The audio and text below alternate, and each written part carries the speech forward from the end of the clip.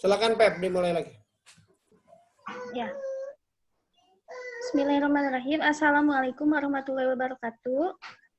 Waalaikumsalam warahmatullahi wabarakatuh. Alhamdulillah pada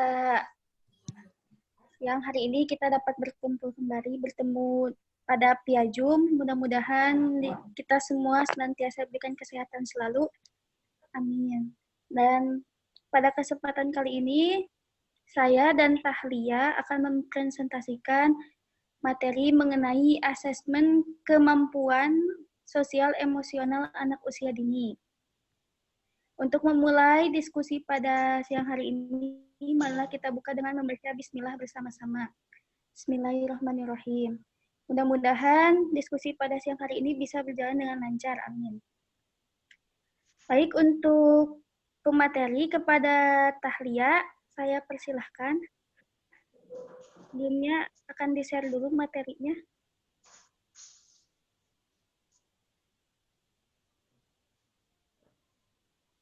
Ini. Tahlia.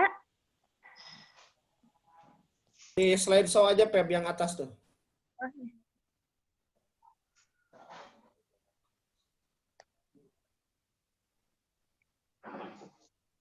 Tahlia.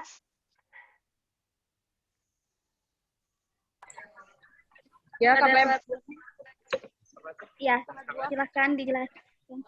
Sudah sana kecilnya. Ya, sebentar. Ya. Diklik Pep, itu yang slide show di atas Pep. Ya. Nah, gitu.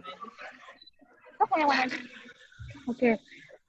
Di sini oke, bismillahirrahmanirrahim, saya akan menjelaskan tentang asesmen kemampuan sosial emosional anak usia dini.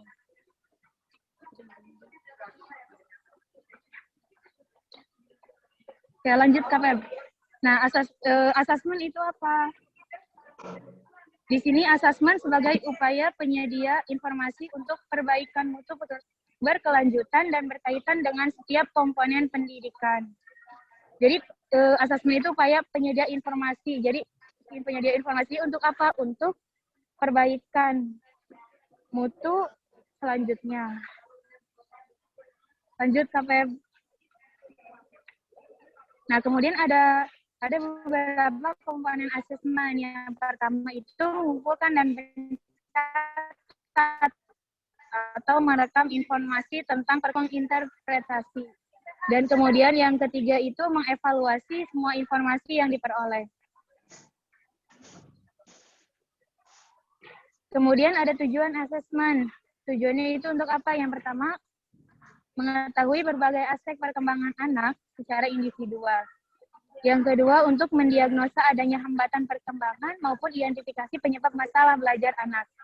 Yang ketiga itu untuk memberikan tempat dan program yang tepat untuk anak. Kemudian yang keempat, untuk membuat rencana program.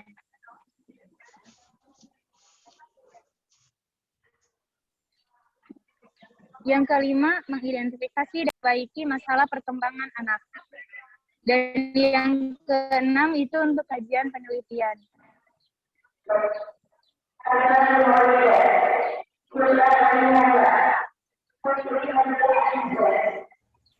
Yang lain nih. Kemudian perkembangan sosial emosional anak usia dini.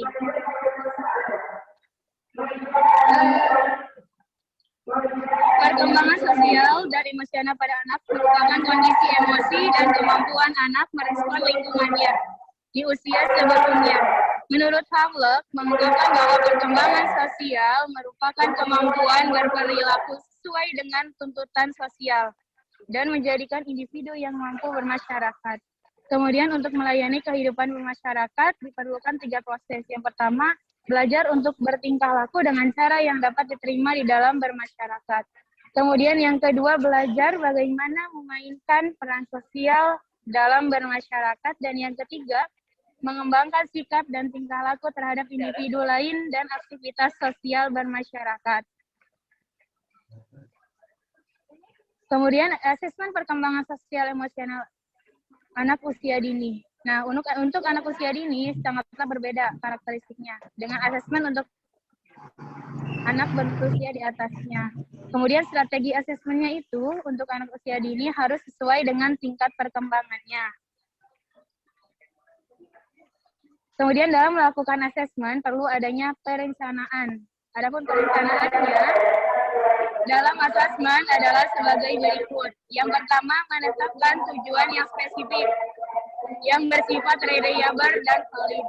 Kemudian yang kedua, mempersiapkan berbagai sumber atau informasi yang beragam. Yang ketiga, melibatkan keluarga dalam mendapatkan informasi anak.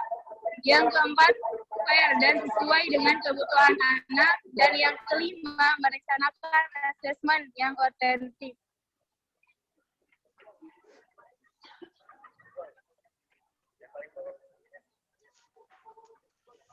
Lanjut ke Pemna. Metode asesmen kemampuan sosial emosional anak usia dini. Ada berbanyak metode yang dapat dilakukan untuk mengasesmen perkembangan sosial dan emosional anak. Yang pertama bisa melalui observasi, yang kedua bisa melalui konferensi dengan para guru, yang ketiga melalui survei, dan yang keempat melalui interview dengan orang tua.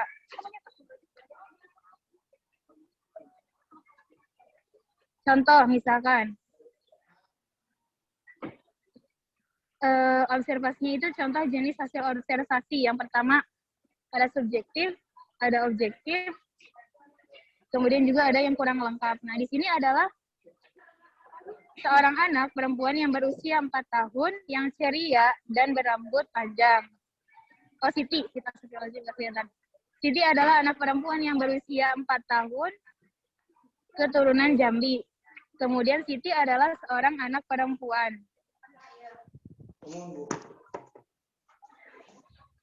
Kemudian tahap perkembangan sosial emosional pada anak usia dini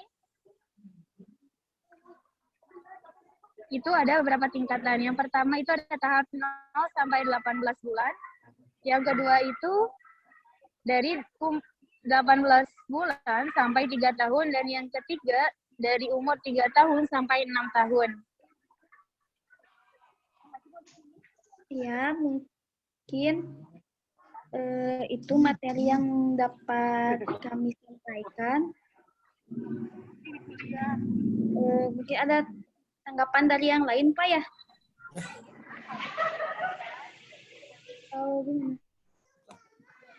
Tanggapan dari kelompok. Ada yang masuk dulu nih. Tadi keluar kayaknya. Bentar. Ini kelompok terakhir kan ya? Ya. Ya. Terakhir. Ya, Pak. Ya. Kalau terakhir berarti ditanggapi oleh kelompok 1 ya. Dulu siapa yang pertama tampil? Bu Indah. Bu Indah. Nah. Itu masih di mute, Bu Wina. Jangan di mute, Bu Indah, Bu Ina.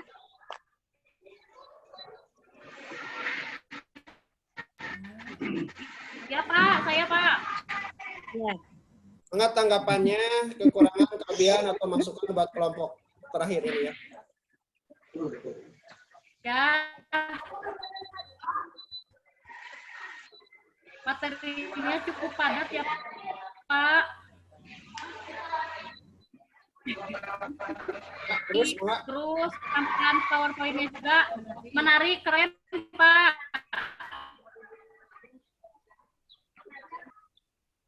Ada masukan nggak buat kelompok ini? Halo, Bapak. Bapak. Itu terdengar jelas nggak tadi? Nggak, Pak. Keren, udah hebat. Dari tahliahnya fokus aja. Udah fokus. Dek, bener nggak? Tuh, kayaknya lagi di kedatangan. Apa deh. Berarti sekarang kita akan dibuka pertanyaan ya. Buat 3 orang deh. Tampung dulu. Silakan, Mangga buka dulu.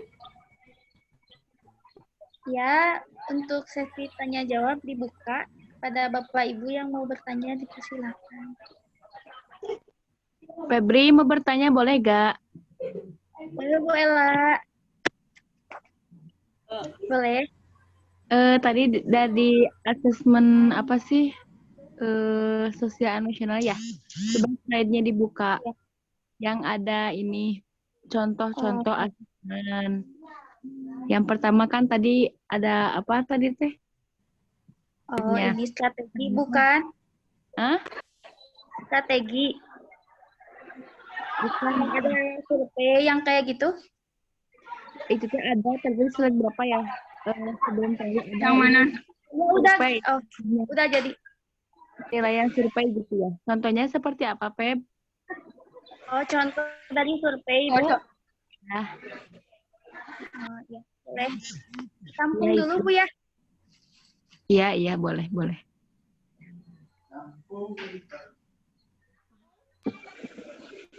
Boleh selanjutnya.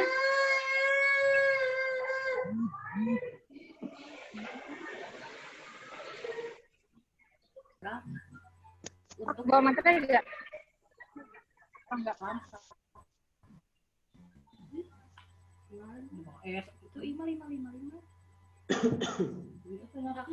Pak, Boleh. Siapa? Selanjutnya. bertanya boleh? Boleh, Mangga Asraf. Boleh, Bu. Boleh. Assalamualaikum. Waalaikumsalam. Ya, izin bertanya kepada kelompok Febri sama Talia. Nah, di sini di tujuan asesmen. Ya, mangga Bu Indah. Oke? Ya, tujuan asesmen. Apa? Dengar nggak? Iya, kedengeran. Ya, Feb. Ya, di tujuan asesmen di poin ketiga berapa ini teh? Keempat. Untuk membuat perencanaan program untuk 555, maksudnya gimana itu teh? Oh, itu teh ini ya. Terus Jamal cuma nyampe program. Edit lagi. Kaipo itu mah kali. Itu teh harusnya cuma Gimana itu nyampe teh? program aja. Dan memperbaiki jika nanti kan sambungan ya. Sayang. Boleh, makan. Di situ ada makannya. Jadi seharusnya nggak ada untuk 5-5-nya. Oh, Iya. jadi nyambung gitu. Iya, gimana aja. Kan nyampe program aja itu teh nggak ada untuk 5-5, nggak ada. Itu teh harusnya dihapus tapi belum kehapus. Keburu ke share. Jadi poinnya cuma 3 aja. Di ini gimana? Cuma 3 Ya. ini teh poinnya. Kan di situ dibuka lagi nih ya. Oh, jadi untuk membuat perencanaan program udah memang segitu. Iya, cuma nyampe program aja gitu. Untuk nyampein iya. program titik gitu, Bu. Nggak ada untuk 5-5-nya, nggak ada. Makanya kan tadi sama Dede Talia nggak di ini ya, nggak dibacain juga. Oh, soalnya kan berisik. Enggak Detailnya lagi di auti itu teh. Yang ini aja tuh teh. Oh iya boleh. Yang bersifat variabel teh apa?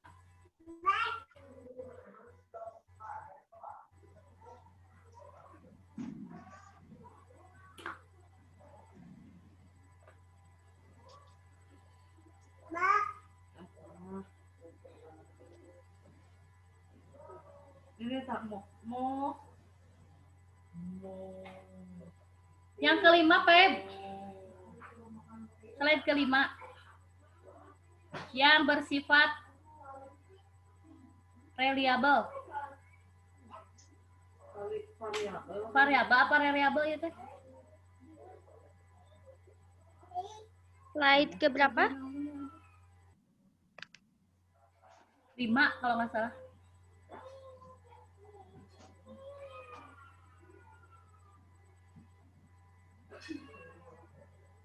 Menetapkan tujuan yang spesifik bersifat variabel.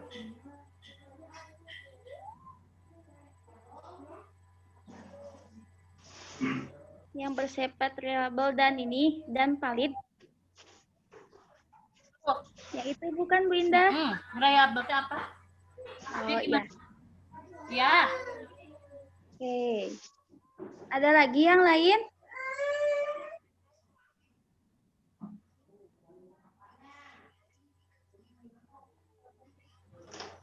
Sudah berapa itu? Udah 2, Pak. Satu lagi deh. Jawab. Satu lagi.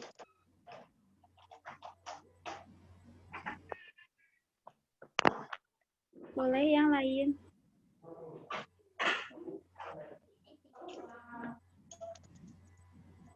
Kalau nggak ada ya udah itu aja 2 deh, nggak apa-apa jelasin.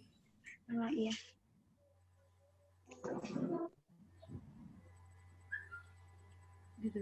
Mungkin sebelum dijawab oleh kami, ada yang mau.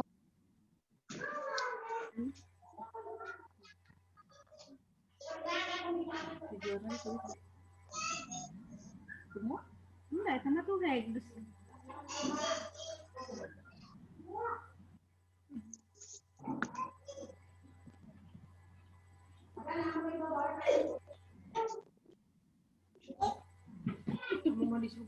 Tadi pertanyaannya apa aja? Pertanyaan Bu Ella dulu, Pak ya. Boleh banget. Contoh dari survei, Pak. Pertanyaan apa itu reliable. Oke. Oke, waktu Contoh kita 5 menitan lagi. Tolong dipercepat aja. Atau contoh survei itu mungkin seperti ini ya. Kayak penceklisan kayak gitu kepada anak, terhadap anak gitu perkembangannya, misalkan apakah udah ada yang berkembang dalam aspek apa gitu, terus di checklist gitu Bu. Jadi secara survei gitu, menyurvei langsung kepada anak. Jadi intinya survei itu dicek langsung ke anaknya gitu ya? Cek langsung, iya. Nanti, Apakah sudah berkembang? ya, itu daftarnya pakai checklist boleh. Tapi kita datangin satu-satu gitu. Kira kamar berapa, Bu? Gitu ya. Survei langsung ke individu-individu. Ya, per individu itu namanya survei. Ya, begitu mungkin Bu Ella ya. Cukup Bu Ella? Iya, kelas 12. Nah, pertanyaan Bu Indah ya.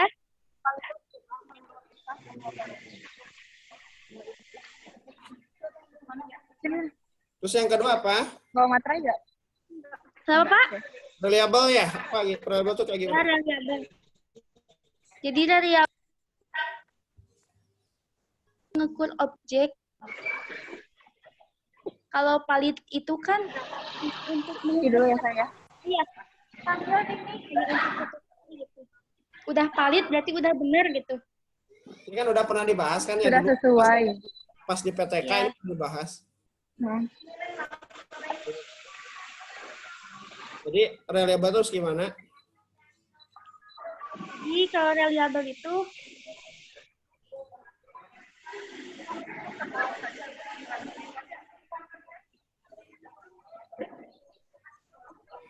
mungkin data dia mungkin jawab.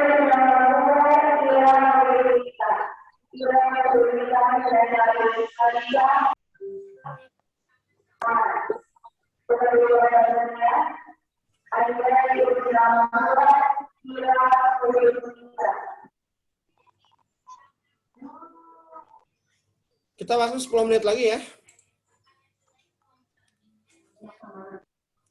Jadi Pep, apa intinya aja deh, intinya apa? Enggak. Ya, jadi akan menghasilkan data yang sama pula gitu Pak. Jadi jika instrumen tersebut digunakan beberapa kali untuk mengukur objek yang sama, maka hasilnya pun akan sama gitu Pak. Oke. Tadi yang bertanya siapa? Bisa dipahami nggak? Bu Indah sama Bu Ella. Bu Ella, gimana Bu Ella? Iya Bapak, udah. Jadi bahasa kitanya gini dah. Jadi kalau ini kan ada instrumennya ya. Sebentar saya mute sebagian ya. Bentar. Yap. Oke. Jadi kalau instrumen itu kan biasanya ada 2 yang perlu dipenuhi. Instrumen itu kan alat kita untuk mendapatkan datanya ya. Yang pertama harus valid. Valid itu artinya informasi yang didapatnya itu akurat atau kita menggunakan alat yang benar gitu ya. Jadi kayak saya suka menyimbolkan dengan ketika mengiris bawang itu kan yang valid itu pakai pisau yang tajam kan, bukan pakai golok kan. Itu namanya valid. Terus yang kedua reliable. Reliable itu bahasa kitanya ajag. ajak itu ketika kita tes, kita pakai instrumen tersebut, baik pagi, baik siang, sore, atau besoknya itu tetap menghasilkan hal yang sama gitu. Ajak lah bahasanya. Jadi konsisten gitu, nggak jadi beda-beda gitu hasilnya. Itu yang disebut dengan reliable. Jadi minimal biasanya ada dua ya, valid dan reliable gitu ya. Kira-kira bisa dipahami ya semuanya? Iya, Pak. Dipahami ya? Mungkin karena kita waktunya terbatas, jadi hanya sekitar 8 menit lagi. Untuk pertanyaan, apakah masih ada pertanyaan sebelum diakhiri?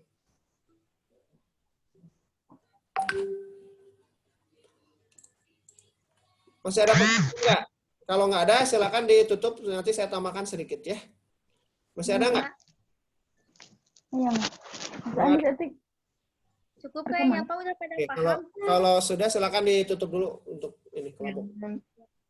Alhamdulillah diskusi kita pada siang hari ini sudah selesai. Mudah-mudahan semuanya tidak puas ya.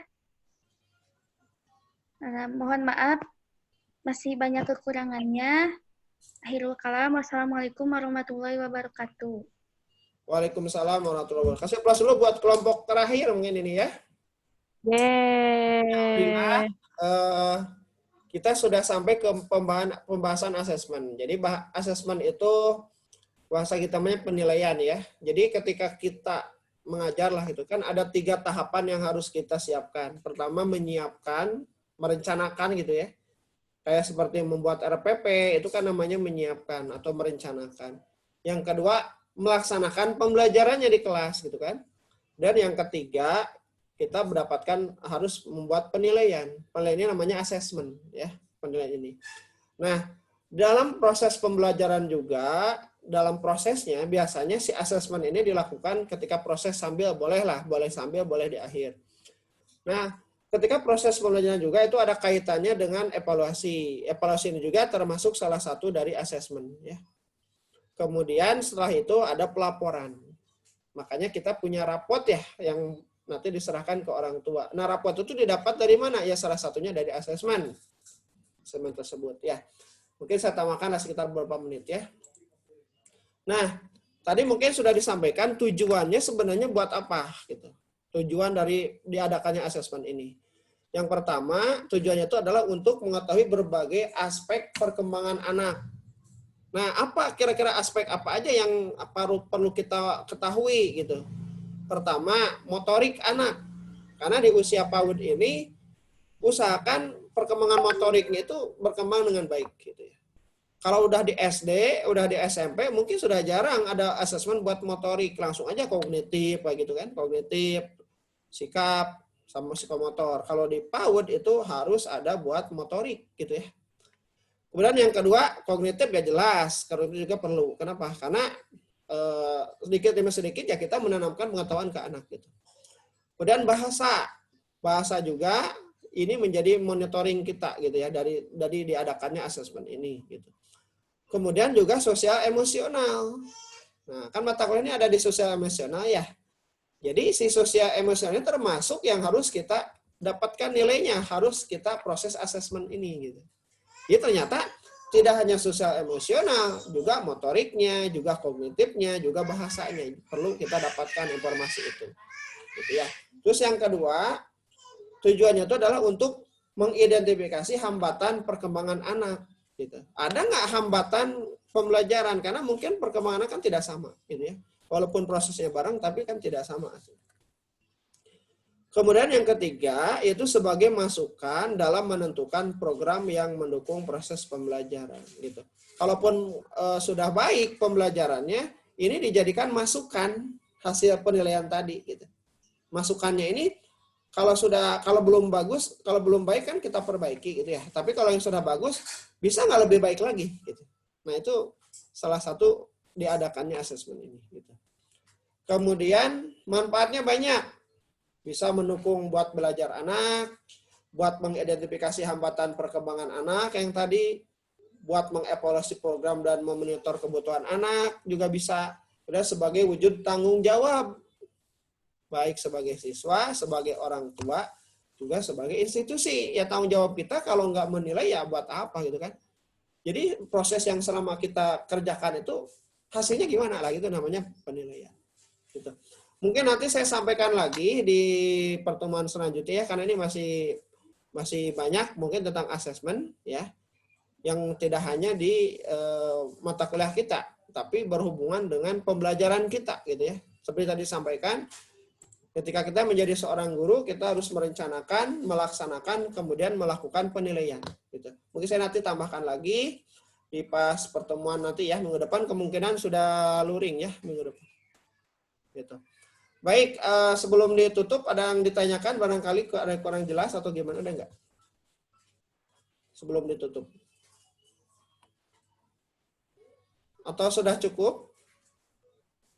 Cukup, Pak. Baik, kita akan selfie terakhir ya. Silakan dibuka kameranya. Ini yang keluar satu siapa tadi? Mas 11 siapa ya? Nggak ada ya. Bu Laila, silakan dibuka Bu Laila. Bu Aya Rosidah. Bu Aya Rosidah, mana Bu Aya Rosidah? Sudah, Pak. Sudah dibuka. Belum ada. Belum ada. Belum ada gambarnya. Kameranya dibuka. Ada Bu Ai? Nah, buka dulu.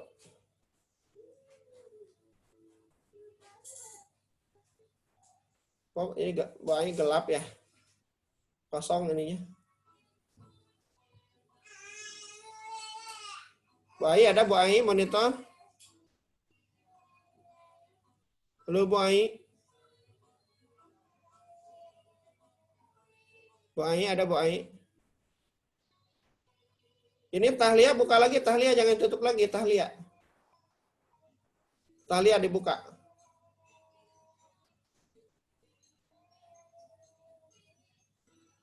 Tahlia mana Tahlia? Ya udah deh. Nah, Tahlia buka bentar lagi. Bu Ai nggak kelihatan gambarnya Bu Ai? Di sini juga saya tidak bisa melihat siapa-siapa, Pak. Hanya saya saja. Oh, kenapa ya? Bisa gitu ya? Tahu. Oh, gitu. Ini semua pada hitam semua. Oh, gitu ya? Kenapa? Ya. Nanti dicek lagi lah kenapa ya. Ya udah deh. Kita mulai selfie ya. Saya hitung sampai 3 ya. Siap, 1, 2, 3. Sebentar, saya ini dulu ya. Oke, daftar hadir ya. Daftar hadir 5 Juni. 5 Juni akhir pembelajaran.